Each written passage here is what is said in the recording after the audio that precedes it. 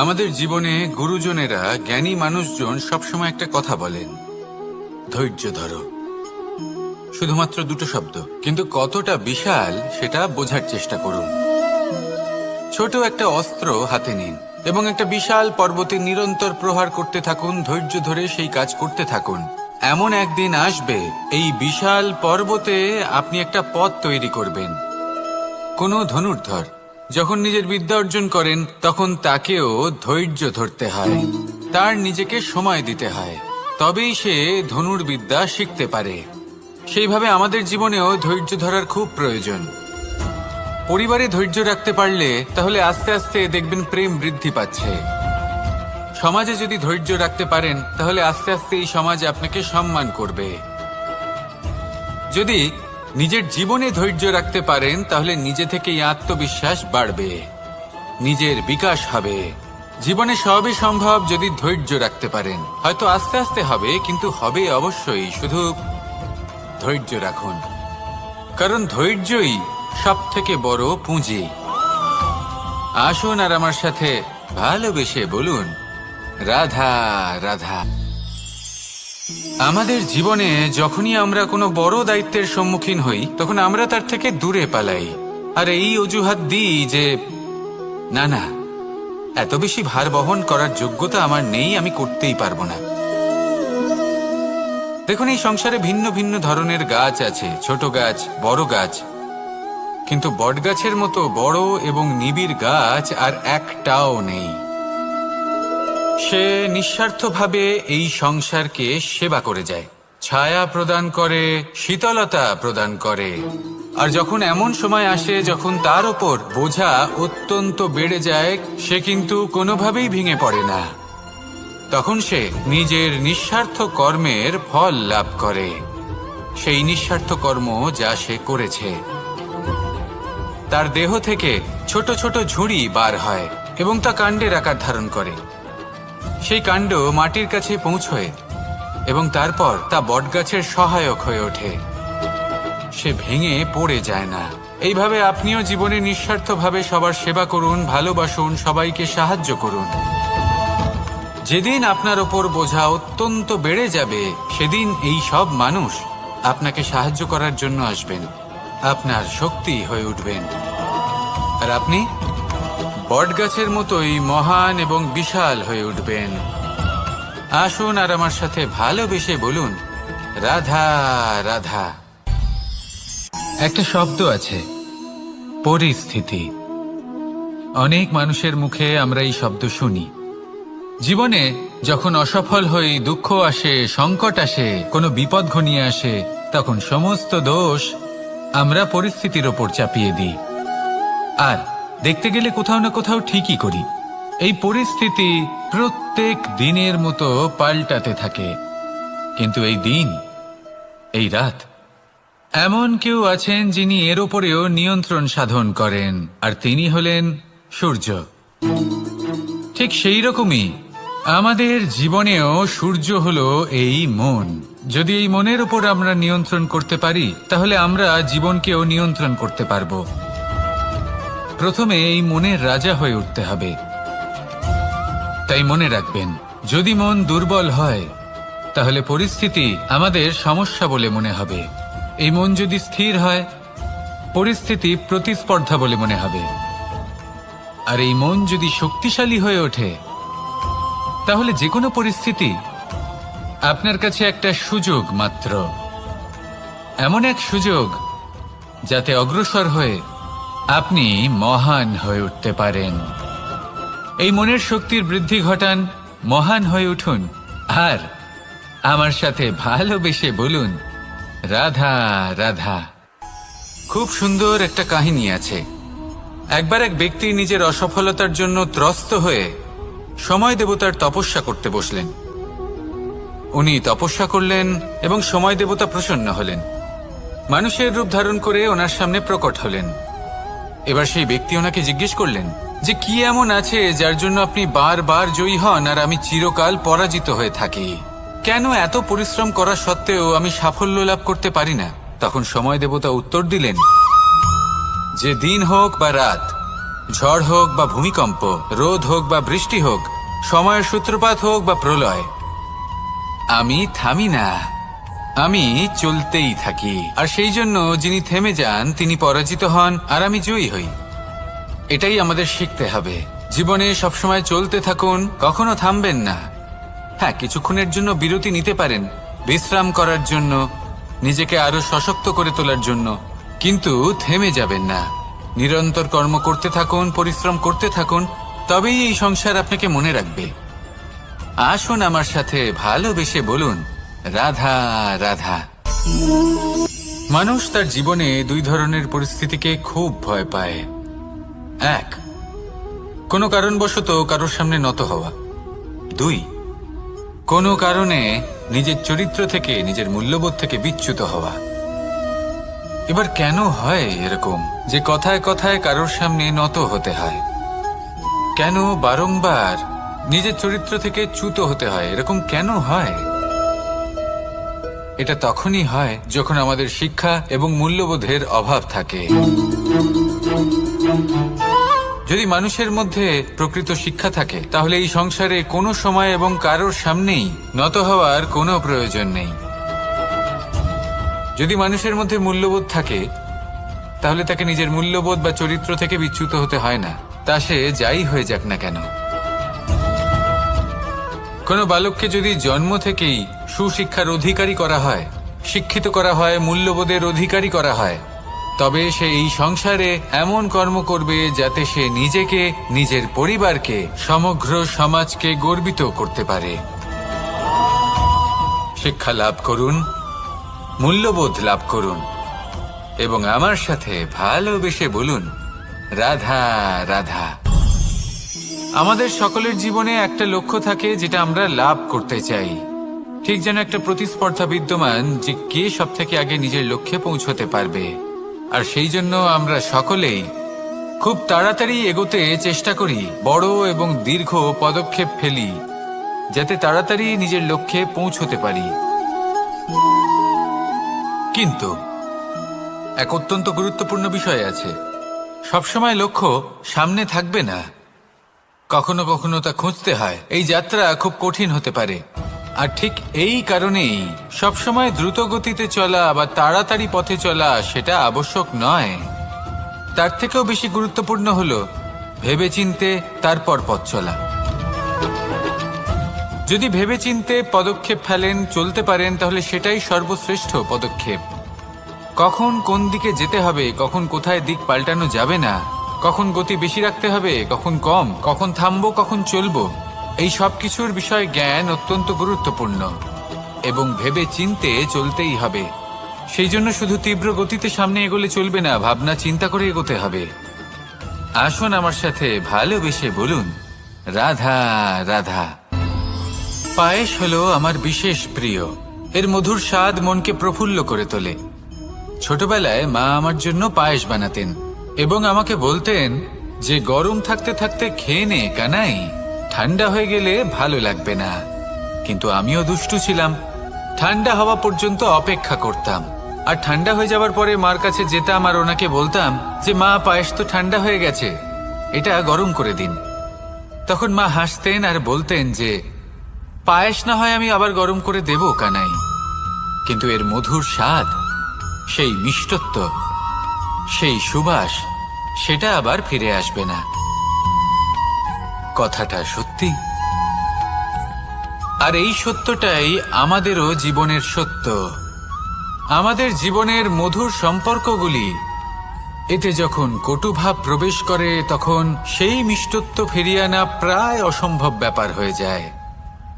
আপনি চেষ্টা করে সেই সম্পর্ক ঠিক করতেই পারবেন, তার জন্য অগাধ পরিশ্রম করতে হবে, কিন্তু আবার সেই মিষ্টত্ব কখনো ফিরে আসবে না। সেই জন্য আপনার জীবনের যে মধুর সম্পর্ক আছে, যতটা সম্ভব চেষ্টা করুন তাতে মিষ্টত্ব বজায় রাখতে। কটুভাব আসতে দেবেন না।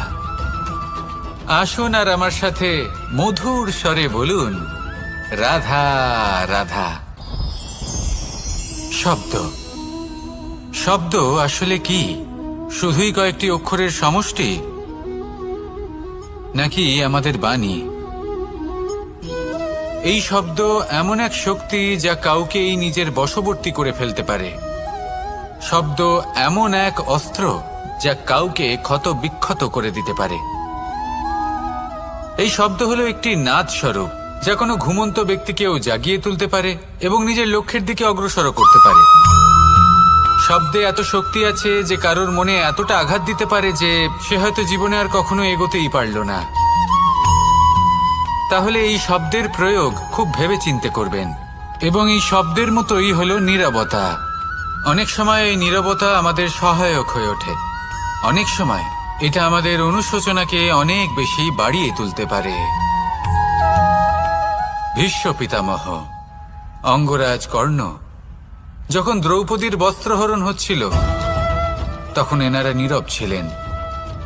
দুর্যোধনের বিরোধিতা করেননি, ওকে বাধা দেননি।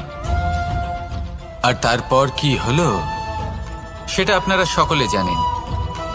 দেখতে গেলে নীরবতা চুপ করে থাকা, কিন্তু যদি কোনো দুষ্টের সামনে চুপ করে থাকেন, যদি তার বিরোধিতা না করতে পারেন, তাহলে এই নীরবতাই অনেক বড় পাপের আকার ধারণ করে। মনে রাখবেন আর আমার সাথে ভালোবেসে বলবেন, রাধা রাধা। আভূষণ। কার না ভালো লাগে এই আভূষণ? আমরা পরিশ্রম করি, ধন অর্জন করি আর আভূষণ কিনে থাকি, কখনো নিজের জন্য, কখনো বা তাদের জন্য যাকে আমরা ভালোবাসি, বা তাদের জন্য যাকে আমরা সম্মান করি।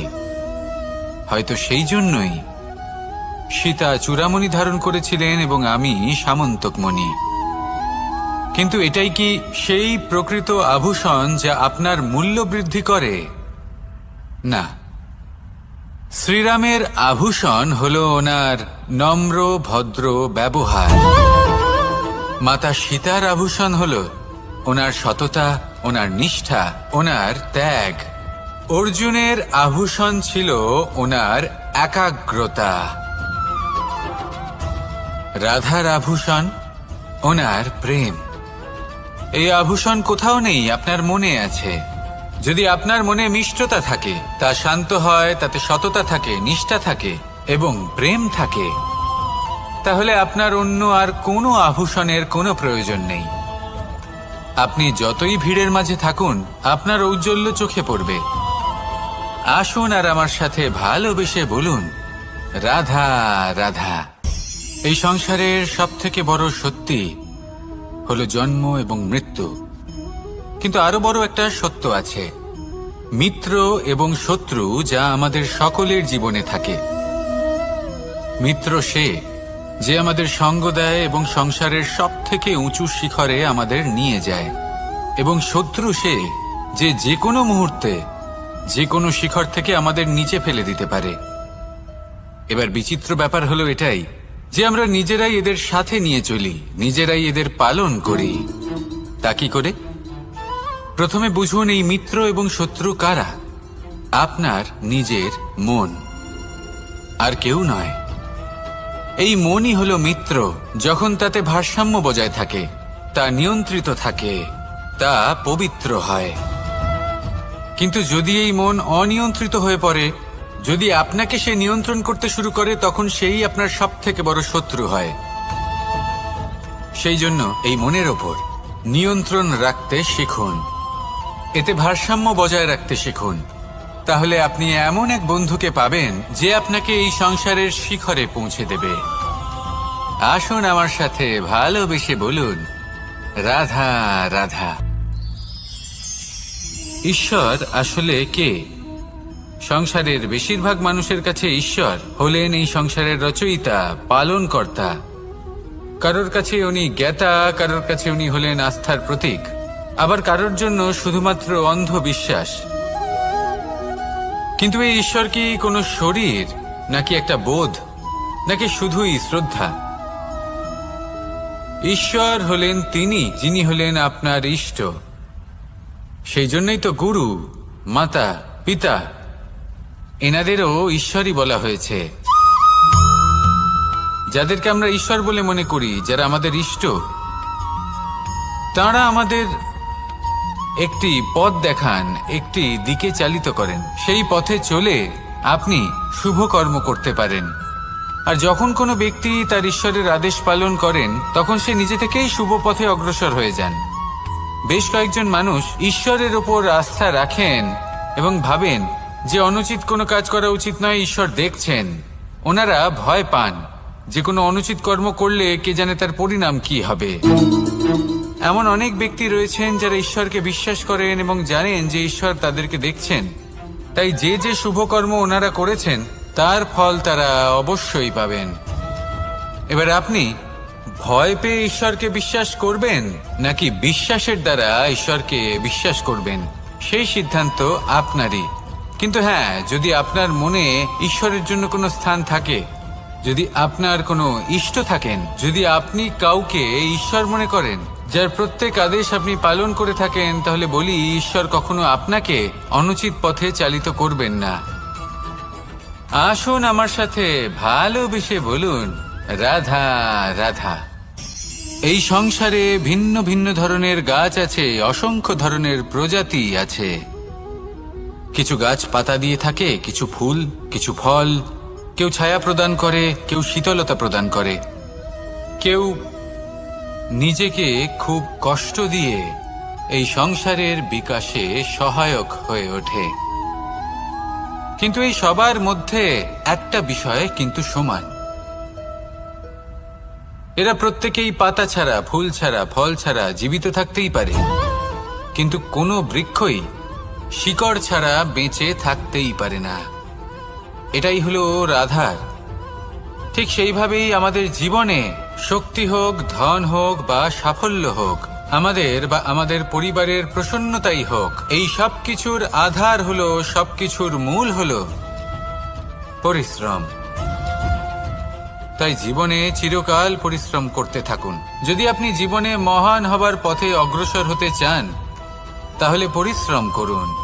এই পরিশ্রম দ্বারাই নিজের পরিবারকে প্রসন্ন করুন, নিজের বন্ধুদের প্রসন্ন করুন, এই সমাজকে গর্বিত করুন। আসুন আমার সাথে ভালোবেসে বলুন, রাধা রাধা। কখনো কোনো বাগানের কোনো বৃক্ষকে দেখেছেন যেখানে সুগন্ধি ফুল থাকে, রসালো ফল থাকে? তখন মন প্রফুল্ল হয়ে ওঠে, মন থেকে সেই বৃক্ষের প্রতি ভালোবাসা জন্মায়। কিন্তু যিনি বাগানের মালিক, শুধুমাত্র তিনিই জানেন যে কিভাবে এই বৃক্ষকে আগলে রাখতে হয়, কিভাবে তার পরিচর্যা করলে এতে সুন্দর সুগন্ধি ফুল হবে, রসালো ফল হবে।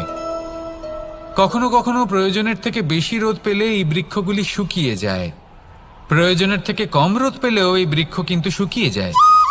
প্রয়োজনের থেকে কম জল যদি পায়, এই বৃক্ষ শুকিয়ে যেতে পারে। প্রয়োজনের থেকে অতিরিক্ত জল যদি পায়, তখনও এই বৃক্ষের শিকড়গুলি নষ্ট হয়ে যেতে পারে। এবার এটাই কিন্তু আমাদের সংসারের সাথেও হয়। আমাদের সংসারের সকল প্রতিভাশালী ব্যক্তি, যেমন লেখক, বিচারক, প্রবক্তা, যোদ্ধা, এদের সবার ক্ষেত্রে এই কথাটাই প্রযোজ্য। যদি বেশি প্রশংসা করা হয়, তাহলেও এরা হারিয়ে যাবেন। প্রয়োজনের থেকে বেশি যদি নিন্দা করা হয়, তখনও তারা নত হয়ে পড়বেন। তাহলে আপনি এদের রক্ষা করুন এবং নিজেদেরও। মনে রাখবেন একটা কথা, জেনে রাখুন কখন কোন নিন্দায় আপনি লজ্জিত হবেন না, আর কখন কোন প্রশংসার দ্বারা নিজের মধ্যে অহংবোধ জাগ্রত করবেন না। এই মন সুপ্রসন্ন হয়ে বলবে, রাধা রাধা। যদি আমি কোনো বনে যাই, কোনো নির্জন বনে, সেই বনের বিষয়ে, সেই পথের বিষয়ে, গাছপালার বিষয়ে, পশুপক্ষীর বিষয়ে আমার যদি কোনো জ্ঞান না থাকে, সেই বনের ক্ষুদ্র থেকে ক্ষুদ্রতর অংশের বিষয়ে যদি আমার কোনো জ্ঞান না থাকে, তাহলে হতেই পারে সেই বনে কোথাও আমি হারিয়ে যাব। হয়তো এমনভাবে হারিয়ে যাব, কোনোদিনও বাইরেই বেরোতে পারবো না। তাই সেই বনের বিষয়ে জ্ঞান লাভ করা আবশ্যক। এটাই হলো শিক্ষা। জীবনে বেশিরভাগ মানুষই কেন অসফল হন? ওনারা একটা লক্ষ্য স্থির করেন, কিন্তু সেই পথের বিষয়ে তারা পর্যাপ্ত জ্ঞান অর্জন করেন না। সেই পথে কি বিপদ আসতে পারে প্রত্যেকটা পৃষ্ঠার জ্ঞান তাদের নেই, আর সেই জন্যই তারা অসফল হন। আপনি জীবনে যখনই কোনো লক্ষ্য স্থির করবেন, কোনো লক্ষ্য সাধন করবেন, পরিকল্পনার সাথে সেই পথে অগ্রসর হন। সেই পথকে বোঝার চেষ্টা করুন, সেই পথের বিপদ সম্পর্কে জ্ঞান লাভ করুন, সব কিছু জানার চেষ্টা করুন, অজানা তথ্য আহরণ করুন, আর তারপর সেই লক্ষ্যের প্রতি নিজেকে সমর্পিত করুন। তবেই আপনি সাফল্য লাভ করবেন, আর এই মন প্রসন্ন হয়ে বলবে, রাধা রাধা। আপনি নিশ্চয়ই কখনো অনুভব করেছেন, যদি কোনো নির্মল ব্যক্তির কাছে গিয়ে বসেন তাহলে মনে নির্মল অনুভূতি হয়, এই মন শান্ত হয়ে যায়। সেইখানেই কোনো দুশ্চরিত্র মানুষের কাছে গিয়ে বসলে এই মন বিচলিত হয়ে যায়। কারণটা কি? কারণ যে ব্যক্তি নির্মল মনের, তিনি সবার মধ্যে নির্মলতা ছড়িয়ে দেন। আমাদের অন্তরে যা থাকে আমরা সেটাই সবার মধ্যে বিতরণ করি। যদি আপনি এই সংসারে শুভ বোধ ছড়িয়ে দিতে চান, তাহলে প্রথমে শুভ গ্রহণ করুন, তা অর্জন করুন। এই সংসারে জ্ঞানের শক্তি লাভ করুন, আর সেই জ্ঞানের শক্তি সংসারে বিতরণ করুন। শান্তি এবং সন্তোষ প্রদান করুন, কারণ যেমন বীজ এই সংসারে বপন করবেন তেমনই ফল আপনি লাভ করবেন। যেমন দেবেন তেমন ফিরেও পাবেন। এই সংসারে জ্ঞান প্রদান করুন, শান্তি প্রদান করুন, সন্তুষ্টি প্রদান করুন। এই সংসারে ভালোবাসা বিতরণ করুন, আর এই প্রেম ভাব নিয়েই বলুন, রাধা রাধা। এই সংসারে দুই ধরনের মানুষ দেখা যায়, এক সরল, দুই জটিল। এবার এই যে সরল ব্যক্তি থাকে তাদের এই সমাজ দুর্বল মনে করে। এমনিতে দেখতে গেলে জলও সরল, বায়ুও সরল। ওনারা যেদিকে চাইবেন প্রবাহিত হতে পারেন, এনাদের যে আকার দেবেন সেটাই ধারণ করবেন। কিন্তু এরা বাস্তব রূপ ধারণ করলে তখন কি হয়? এই জল এমন এক ধারায় পরিণত হয় যে অনেক বড় বড় পাথরকে খণ্ডিত করে দিতে পারে। এই বায়ু এমন এক চক্রবাতে পরিণত হয় যা সংসারে বিনাশ ডেকে আনে। তাই যে ব্যক্তি সরল, তার সরলতাকে সম্মান করুন, তাকে সম্মান করুন, তাকে ভালোবাসা দিন। আর আমার সাথে ভালোবেসে বলুন, রাধা রাধা। খেলা খেলতে কে না ভালোবাসেন? আমরা প্রত্যেকেই যখন সময় পাই, সুযোগ পাই, তখনই আমরা কোনো খেলা খেলি। খেলার সময় দুই ধরনের মানুষ ওখানে থাকেন, এক যারা অংশগ্রহণ করেন, আর দুই যারা দেখতে থাকেন, যারা দর্শক হয়ে দেখেন, যারা নিজের পক্ষের বিজয়ের ফলে উচ্ছ্বসিত হয়ে থাকেন, পরাজয়ের ফলে শোক পালন করেন, পরামর্শ দিয়ে থাকেন। আর বিজয়ী কে হন? বিজয়ী তিনি হন যিনি অংশগ্রহণ করেন। নির্বাচন আপনাকে করতে হবে, আপনি কি করতে চান? আপনি কি খেলোয়াড় হতে চান, নাকি আপনি দর্শক হতে চান? যদি আপনি বিজয়ের আনন্দ লাভ করতে চান, সেই রোমাঞ্চ অনুভব করতে চান, তাহলে খেলতে হবে, ময়দানে আপনাকে নামতেই হবে। পরাজয়ের সম্ভাবনার ভয়ের সাথে আপনাকে লড়াই করতেই হবে, বিপক্ষের আহ্বানকে স্বীকার করতেই হবে, খেলোয়াড় হয়ে উঠতে হবে। তবেই এই বিজয়ের সম্ভাবনা থাকবে। আসলে কি, দর্শক হয়ে পরামর্শ দেওয়া অত্যন্ত সহজ, ময়দানে নেমে অংশগ্রহণ করা অত্যন্ত কঠিন। আর এখানে যেটা সহজ, তা আপনাকে বিজয়ের পথে কখনোই নিয়ে যাবে না। আসুন আমার সাথে ভালোবেসে বলুন, রাধা রাধা। এই সংসারে মানুষ জন্মগ্রহণ করেন, বড় হতে থাকেন, পুরুষার্থ লাভ করেন, অর্জন করেন। অর্জন করা আসলে কি? বেশিরভাগ মানুষ বলেন অর্জন করা অর্থাৎ ধন সম্পত্তি অর্জন করা। আর কি অর্জন করা যায়? আর কি লাভ করা যায়? আসল প্রশ্ন হলো এটাই যে কি এমন আছে যা বাস্তব রূপে অর্জন করার যোগ্য। তা হলো ব্যবহার, জ্ঞান এবং সন্তোষ। কেন? কারণ আপনি যখন এই সংসার ছেড়ে চলে যাবেন, তখন আপনার ধন সম্পত্তি আপনাকে বিদায় জানাতে আসবে না। আপনাকে বিদায় জানাতে আসবে আপনার আপনজন, যাদের সাথে আপনার সুসম্পর্ক ছিল। সমগ্র সংসারে সহস্র মানুষ ধন অর্জন করে থাকেন। শ্রেষ্ঠ মানুষ হলেন তিনি যিনি ব্যবহার, জ্ঞান এবং সন্তোষ অর্জন করে থাকেন, একে সকলের মধ্যে বিতরণ করেন। তাই এটাই করুন, আর আমার সাথে ভালোবেসে বলুন, রাধা রাধা। এই সংসারের আরম্ভ থেকে এখনো পর্যন্ত এবং ভবিষ্যতেও একটা যুদ্ধ আছে যা হয়ে চলেছে, চলতেই থাকবে। পাপ এবং পুণ্যের মধ্যে যুদ্ধ, সত্য এবং অসত্যের মধ্যে যুদ্ধ। এই যুদ্ধ চলেই আসছে, আর এই যুদ্ধে যারা লড়েন তাদের আমরা সবসময় জয় জয়কার করি। আর যারা এই জয় জয়কার করেন তাদের প্রত্যেকের একটা বিশেষ গুরুত্ব থাকে। যখনই কোনো যোদ্ধা যুদ্ধক্ষেত্রে ক্লান্ত হয়ে পড়ে, শক্তিহীন হয়ে পড়ে, তখন এরা জয় জয়কার করে, শঙ্খ বাজাতে থাকে। সেই যোদ্ধাকে অনুপ্রেরিত করে, শক্তি এবং সাহসে ভরিয়ে তোলে, আর তখন সেই যোদ্ধা সেই যুদ্ধকে এগিয়ে নিয়ে যেতে পারে। যখন শ্রীরাম লঙ্কা যাত্রা করার জন্য সেতু তৈরি করছিলেন, তখন একটা ছোট্ট মিষ্টি কাঠবিড়ালি নিজের মুখে মাটির টুকরো বয়ে নিয়ে গিয়ে তার সাধ্যমতো তাকে সাহায্য করছিল। শ্রীরাম দেখলেন এবং বললেন যে ও তো সবার মনোবল বৃদ্ধি করছে, সবাইকে প্রেরিত করছে। ও বলল যে আমি এত ছোট হয়েও যদি এই কাজ করতে পারি, তাহলে আপনারা সবাই কেন পারবেন না? এটাই হলো সেই সকলের মাহাত্ম্য, যারা জয় জয়কার করেন, অনুপ্রেরিত করেন, সাহস যোগান। ওনারা সেই ব্যক্তি যারা একজন যোদ্ধার মধ্যে যুদ্ধকে জয় করার শক্তি প্রদান করেন। আসুন আমার সাথে ভালোবেসে বলুন, রাধা রাধা। সংসারে আমাদের জীবনে যখন কোনো সুখ বা দুঃখ আসে, তার জন্য আমরা কাউকে না কাউকে অবশ্যই দায়ী করে থাকি, তাই না? এই ব্যক্তি আমাদের সাথে এরকম কাজ করেছেন, তাই আমার সাথে এমন হলো। ওই ব্যক্তি যদি এমনটা না করতেন, তাহলে আজ আমি ওই স্থানে পৌঁছতে পারতাম। সবই আপনার দৃষ্টিভঙ্গির ওপর নির্ভরশীল, আর যদি আপনার দৃষ্টিভঙ্গি এমন হয়, তাহলে তা অনুচিত। সত্যি কথা বলতে, এই সংসারে ভিন্ন ভিন্ন ধরনের মানুষ আছে। এটা আপনার ওপর নির্ভর করছে কিভাবে তাদের স্বাগত জানাবেন। একবার ভাবুন, আমি আমার দুটো হাত সামনে নিয়ে এলাম, দুটো মুঠো খুলে দিলাম। দুই প্রকারের মানুষ আসবেন, কিছু না কিছু দিয়ে যাবেন।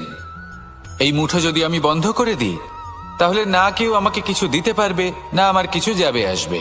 নিশ্চয়ই বুঝতে পারছেন এই দুই ধরনের ব্যক্তি কারা এবং তারা কি দিয়ে যান। আমি যদি নিজের মুঠো খুলে দিই, তাহলে কিছু ভালো মানুষ আসবেন, আমাকে আনন্দ, সন্তুষ্টি, জ্ঞান প্রদান করে যাবেন, ভালো অভিজ্ঞতা দিয়ে যাবেন। কোনো খারাপ ব্যক্তি যদি আসেন, তাহলে তিনিও খারাপ অভিজ্ঞতা দেবেন, যার থেকে আমি শিক্ষা লাভ করব। এই সব কিছু আমি লাভ করতে পারি। মুঠো যদি বন্ধ করে রাখি, তাহলে আমি কিছুই পাবো না। দেখুন, এই সংসারে প্রত্যেকের জীবনে এইরকম। প্রত্যেকের জীবনে সবকিছুই আছে, ভালো খারাপ দুই মানুষই আছে। ভালো অভিজ্ঞতা আছে, খারাপ অভিজ্ঞতা আছে। নির্ভর করছে আপনার উপর যে আপনি কি করবেন, এনাদের স্বাগত কিভাবে জানাবেন, কার থেকে কি বুঝবেন, কি শিখতে পারবেন, আর কোন দৃষ্টিভঙ্গি নিয়ে অগ্রসর হবেন। এটাই নির্ধারণ করবে যে আপনার জীবন কেমন হবে। আসুন আমার সাথে ভালোবেসে বলুন, রাধা রাধা। এটা হলো একটা সাদা পাতা। এবার এতে আমি যাই লিখব, সেটাই এর অস্তিত্ব হবে। এতে আমি প্রেমের কিছু কথা লিখে একে প্রেমপত্র বানিয়ে তুলতে পারি। মাতা পিতার জন্য একটা শুভ সংবাদ লিখতে পারি। শত্রুর বিষয়ে সতর্ক করব বলে সেনাকে একটা সংবাদ লিখতে পারি। দ্বারকাবাসীর জন্য কোনো সংবাদ পাঠাতে পারি।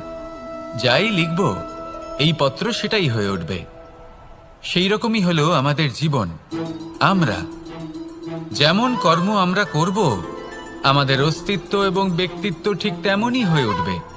যদি আপনি একটা অসাধারণ, উজ্জ্বল এবং সম্মানজনক জীবনযাপন করতে চান, তাহলে তার একটা রহস্য আপনাকে বলি। যেমন কথন হবে, কর্ম তেমন হবে। অর্থাৎ যতটুকু বলেছেন ততটুকুই করুন, আর যতটুকু করেছেন ততটুকুই বলুন। এই একটা নিয়ম যদি আপনারা পালন করেন, তাহলে এই সংসারের সমস্ত পণ্ডিত আপনাকে অবশ্যই সম্মান করবেন।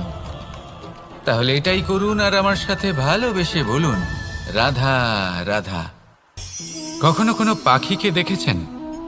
যখন সে প্রথমবার উড়তে চেষ্টা করে, সে বাসা থেকে মাটিতে পড়ে যায়, কিন্তু সে হার মানে না।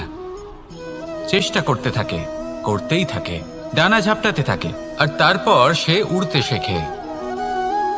গোল শালগ্রাম শিলাকে দেখুন, পর্বত থেকে খসে পড়ে, ধাক্কা খায়, জলের প্রবাহ দ্বারা ঘর্ষিত হয়, তারপরে তা শালগ্রামে পরিণত হয়।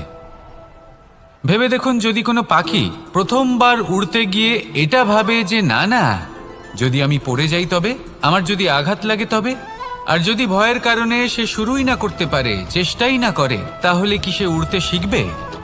কখনোই নয়। এটাই আমাদের শিখতে হবে, প্রারম্ভ করতে হবে। তা অত্যন্ত গুরুত্বপূর্ণ। যখন আমরা কিছু শুরু করি তখন ভয় করে, কিন্তু যদি এটা না করেন জীবনে কখনো সামনে এগোতেই পারবেন না। হতেই পারে প্রারম্ভ করার পরে আপনি পড়ে যাবেন, বারবার নিচে পড়ে যাবেন, কিন্তু যদি নিরন্তর চেষ্টা করতে থাকেন তাহলে একদিন না একদিন আপনি অবশ্যই সফল হবেন। এই শুরু করাটাই সব থেকে বেশি কঠিন। এর দ্বারা ভয়ভীত হবেন না। আসুন আর আমার সাথে ভালোবেসে বলুন, রাধা রাধা। যদি আমি আমার চোখ বেঁধে কোনো একটা নির্দিষ্ট দিকে নিজের সমস্ত শক্তি প্রয়োগ করে ছুটে যাই, তাহলে কি হবে? আমি কোথাও ধাক্কা খেতে পারি, নিজের ক্ষতি করতে পারি, কোথাও পড়ে যেতে পারি, তাই না? অর্থাৎ এটা নিশ্চিত এই কাজ আমার করা উচিত নয়। কিন্তু আজকের দিনে প্রত্যেকটা মানুষ এই কাজই করছেন, তাই না? কোনো কাজ করার পূর্বে সেই কাজের বিষয়ে সম্পূর্ণ তথ্য কোথায় সংগ্রহ করছেন? শুধু এটুকু জানেন যে এই কাজটা করলে কত ধন অর্জন করবেন আর কত নাম হবে, আর ব্যাস সামনে এগিয়ে যান। এটা উচিত নয়। পূর্ণরূপে যে কোনো কাজ করার আগেই সেই কাজের বিশ্লেষণ করে নেওয়া উচিত, তা বুঝে নেওয়া উচিত, এবং সেই বিষয়ে অবশ্যই খেয়াল রাখা উচিত যে আপনার শরীর এবং আপনার মন এই কাজ করার জন্য কি প্রস্তুত রয়েছে। যদি তা না হয় তাহলে প্রথমে নিজেকে শুধরে নিন, তারপরে সেই কাজ করুন। যদি এইভাবে জীবনে সামনে এগোন তাহলে সাফল্যের সম্ভাবনা জীবনে অনেক বেশি বেড়ে যাবে। তাহলে এটাই করুন আর আমার সাথে ভালোবেসে বলুন, রাধা রাধা। এই সংসারের সব থেকে বড় যোদ্ধা কে? কেউ বলবেন অর্জুন, কেউ বলবেন ভীম, কেউ বলবেন হনুমান আদি ইত্যাদি। কিন্তু এই সংসারের সব থেকে বড় যোদ্ধা আপনার মনের ভেতরে আছে, আপনার মনের মধ্যে আছে। সেই ব্যক্তি সব থেকে উঁচুতে পৌঁছতে পারেন যিনি নিজের অন্তরের খামতি বুঝতে পারেন, নিজের দোষ বুঝতে পারেন, তার সাথে লড়াই করেন এবং তার উপর বিজয় লাভ করেন। যে ব্যক্তি এটা শিখতে পারেন, যে ব্যক্তি এটার উপর জয়লাভ করতে পারেন, তিনি হলেন সব থেকে বেশি শক্তিশালী, সব থেকে বেশি বীর এবং সব থেকে বেশি পরাক্রমী ব্যক্তি। আমরা সকলে এই সংসারকে পাল্টাতে চাই। তার জন্য প্রথম পদক্ষেপ আপনাকে নিতে হবে, নিজেকে দোষমুক্ত করতে হবে। যদি মানুষ নিজের অন্তরের দোষ বুঝতে পারেন এবং নিজেকে দোষমুক্ত করতে পারেন, তাহলে এই সংসার নিজে থেকেই দোষমুক্ত হয়ে যাবে, তাই না? তাহলে নিজেকে দোষমুক্ত করুন আর আমার সাথে ভালোবেসে বলুন, রাধা রাধা। মানুষের জীবন সবসময় ন্যায় আর অন্যায়ের মাঝে ঘুরপাক খেতে থাকে। প্রত্যেক মানুষের মনে হয় কোথাও না কোথাও তার সাথে অন্যায় হচ্ছে। কেউ বলেন যে ভাগ্য আমার সাথে অন্যায় করেছে, কেউ আবার বলেন এই সংসার আমার সাথে অন্যায় করেছে। আর প্রত্যেকেই ন্যায় বিচার চাইতে বৈঠক দাবি করে বসেন। কখনো এই বিচার গৃহে যান, আবার কখনো ওই বিচার গৃহে। যদি সত্যি কথা বলি, এই সংসারের সব থেকে বড় বিচার গৃহ আপনার কাছেই রয়েছে, আপনার মন। আপনার মনই হলো সব থেকে বড় বিচার গৃহ। এ খুব ভালো করেই জানে কি শুদ্ধ আবার কি অশুদ্ধ, এর শুভ অশুভর জ্ঞান রয়েছে, এ সব জানে। দেখতে গেলে প্রত্যেকটা মানুষ যদি নিজের মনের কথা শোনেন, তাহলে তিনি ভালোভাবেই বুঝতে পারবেন তিনি কি উচিত করেছেন আর কি অনুচিত। দিনে একবার রাত্রের নিদ্রায় যাওয়ার পূর্বে নিজের সাথে বসুন, চোখ বন্ধ করুন আর বিচার করুন আজ আপনি কি উচিত করেছেন আর কি অনুচিত। আপনার মন সঠিক বিচার তখনই করে দেবে। আসুন আমার সাথে ভালোবেসে বলুন, রাধা রাধা। আপনি কখনো কোনো পাথরের বুক চিরে বয়ে চলা কোনো নদী দেখেছেন?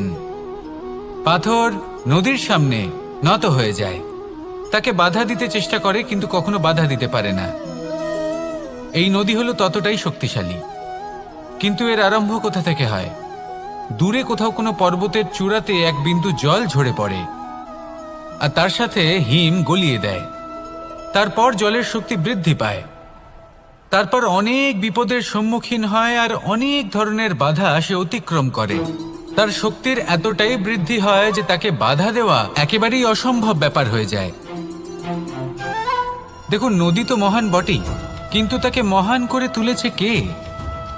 সেই সকল বিপদ যার থেকে ও কখনো পালায়নি। সেইভাবেই আমাদেরও বিপদ থেকে পালিয়ে গেলে হবে না, তার সম্মুখীন হতে হবে সাহসের সাথে, পূর্ণ শক্তি প্রয়োগ করে। তবেই আমরা শিখতে পারবো, তবেই আমরা সামনে এগোতে পারবো। যদি আপনি জীবনে কুন্দন হয়ে উঠতে চান, তাহলে জ্বলন সহ্য করতেই হবে। আসুন আমার সাথে ভালোবেসে বলুন, রাধা রাধা। এ হলো গোলাপ ফুল। একে আমরা সকলেই চিনি। সমগ্র সংসার ভালোবাসে এই পুষ্পকে। এই ফুল দেখতেও সুন্দর। সবথেকে বেশি গুরুত্বপূর্ণ কথা হলো এর সুগন্ধ, যা দূর দূরান্ত থেকে ব্যক্তিদেরকে আকৃষ্ট করে। এই সুন্দর পুষ্প একটু মন দিয়ে দেখলেই দেখা যায় এর নিচে কাঁটা রয়েছে। এই সংসার বলে, এ প্রকৃতির কেমন রচনা, এত কোমল পুষ্প, এটা কি তীক্ষ্ণ কাঁটা সহ প্রস্ফুটিত হয়? এটাই হলো জীবনের সত্য। আমাদের অন্তরের সদ্গুণ, সেগুলিও এই ফুলের মতোই সুন্দর। সংসার এর সৌন্দর্য দেখতে পায়, এর সুগন্ধ চতুর্দিকে ছড়িয়ে পড়ে। কিন্তু এই সদ্গুণ জাগ্রত করে তোলার জন্য কঠোর পরিশ্রম করতে হয়, প্রতিনিয়ত চেষ্টা করে যেতে হয়। তাই জন্য যদি আপনি জানেন আপনার পথ উচিত কিন্তু তা কাঁটায় পরিপূর্ণ, তাহলে থামবেন না, চলতে থাকুন।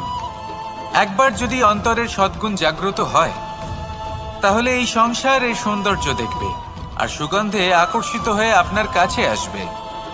এই মন, এই জীবন প্রসন্ন হয়ে বলবে, রাধা রাধা। মোহনের বাঁশির এই সুর, এই সঙ্গীত কার না পছন্দ হয়? সবারই খুব ভালো লাগে। এবার এই সুর আসে কোথা থেকে? কেউ বলবেন কৃষ্ণের হৃদয় থেকে। সত্য কথা, এই সুর হৃদয় থেকে নির্গত হয় এবং প্রকট হয় এই বাঁশি থেকে। এই বাঁশিটাকে দেখুন, এই ছিদ্রগুলি দেখুন, প্রত্যেকটা সুর থেকে নিজস্ব একটা স্বর নির্গত হয়। এবার যে ব্যক্তি এই সমস্ত সুর এবং স্বর বুঝতে পারেন, এতে নিপুণ, তিনি এই বাঁশির দ্বারা যে সুর নির্গত করবেন তা তো মধুর অবশ্যই হবে। এবার জীবনের সাথেও কিছুটা এরকমই ঘটে। জীবনের কিছু নীতি থাকে, অর্থ, কুটুম্ব এবং আধ্যাত্মিক। যদি জীবনের প্রত্যেকটা মুহূর্ত সুখময় হয় এরকম আপনি চান, তাহলে এই তিনটি নীতিতে আপনাকে নিপুণ হতে হবে। কোনো একটি বিশেষ নীতির প্রতি যদি আপনি বেশি ঝুঁকে পড়েন, তাহলে বাকি দুই নীতি থেকে যা সুখ লাভ করা সম্ভব তা পারবেন না।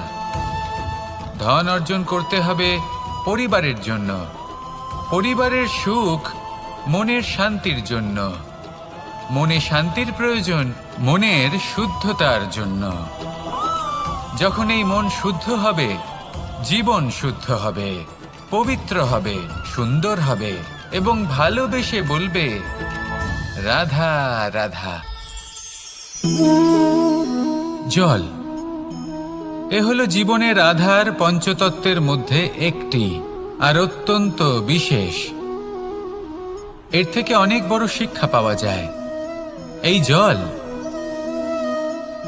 গন্তব্যের বিষয়ে এর স্পষ্ট ধারণা আছে। ও জানে ওর লক্ষ্য কি, আর প্রয়াস করে ততদূর সে পৌঁছেও যায়। এটি পর্বত থেকে বয়ে নিচে নেমে আসে, নদীর সাথে সমাহিত হয়ে তার সাথে বয়ে চলে। চিরসবুজ বনানী গড়ে তোলে, প্রাণীদের তৃষ্ণা নিবারণ করে, সামনে এগিয়ে চলে, মানুষের সাথে মিলিত হয়। যারা একে বাঁধের মধ্যে বেঁধে রাখতে চেষ্টা করে সে বন্দি দশাতেও থেকে যায়, মানুষের কল্যাণ করে। তারপর বাঁধ থেকে মুক্তি পেয়ে এগিয়ে চলে, কোথাও ধাক্কা খায়, কোথাও বাধা পড়ে, কোথাও যদি পথ খুঁজে না পায় তাহলে পথ খুঁজেই নেয়, আর যেখানে পথ থাকে না সেখানে পথ বানিয়ে নেয়, আর শেষ পর্যন্ত নিজের লক্ষ্যে পৌঁছেই যায়, অর্থাৎ সমুদ্রে গিয়ে সমাহিত হয়ে যায়। আমাদেরও কিছুটা এরকমই হয়ে উঠতে হবে। যেখানেই যাবেন সকলের কল্যাণ করুন, সামনে এগোন। আপনি কোথাও পড়ে গেলে, ধাক্কা খেলে আঘাত লাগবেই, উত্থান পতন লেগেই থাকে। সামনে এগোতে থাকুন। কোথাও পথ না পেলে তা খুঁজে নিন, কোথাও পথ না থাকলে তা বানিয়ে নিন। নিজের গন্তব্যের কথা সবসময় মনে রাখুন। শেষ পর্যন্ত নিজের মোক্ষ লাভ আপনি অবশ্যই করবেন। আর আমার সাথে ভালোবেসে বলুন, রাধা রাধা। জীবনের প্রত্যেক মুহূর্ত আমাদের কিছু না কিছু শিক্ষা দেয়, নির্ভর করছে আমাদের দৃষ্টিভঙ্গির উপর। যেমন নদী হলো আমার অত্যন্ত প্রিয়, নদীতে ভ্রমণ করতে আমার খুব ভালো লাগে। কি বলেন? নদীতে সবসময় নতুন কিছু থাকে, ও পুরনো কিছুই নিয়ে বসে থাকে না, সবসময় প্রবাহমান, কখনো থামে না। ততক্ষণ থামে না যতক্ষণ না সাগরে গিয়ে সমাহিত হচ্ছে। ঠিক এইভাবেই আমাদেরও উচিত নিজের জীবন অতিবাহিত করা, নদীর মতো। প্রত্যেক মুহূর্ত নতুন, তাই সেইভাবেই জীবন যাপন করুন। পুরনো কিছুই একত্রিত করে রাখবেন না, বিগত স্মৃতির মাঝে নিজেকে হারিয়ে ফেলবেন না। এই যে বর্তমান, এই যে মুহূর্ত, সেটাই হলো সর্বশ্রেষ্ঠ। এর মাঝেই জীবন যাপন করুন, নদীর মতো প্রবাহমান হতে শিখুন। আপনি শিখে গেলে তাহলে মনে রাখবেন, আমার আপনার মাঝে বিচরণ করতে বড়ই ভালো লাগবে। যে ব্যক্তি আনন্দের সাথে জীবনের প্রত্যেকটা মুহূর্ত অতিবাহিত করে কোনো চিন্তা ছাড়াই, প্রবাহমান হয়, কখনোই থামে না, যতক্ষণ না মুক্তি লাভ করছেন, এমন ব্যক্তির মধ্যেই রাধাকৃষ্ণ বসবাস করেন। তাহলে আসুন আমার সাথে ভালোবেসে বলুন, রাধা রাধা।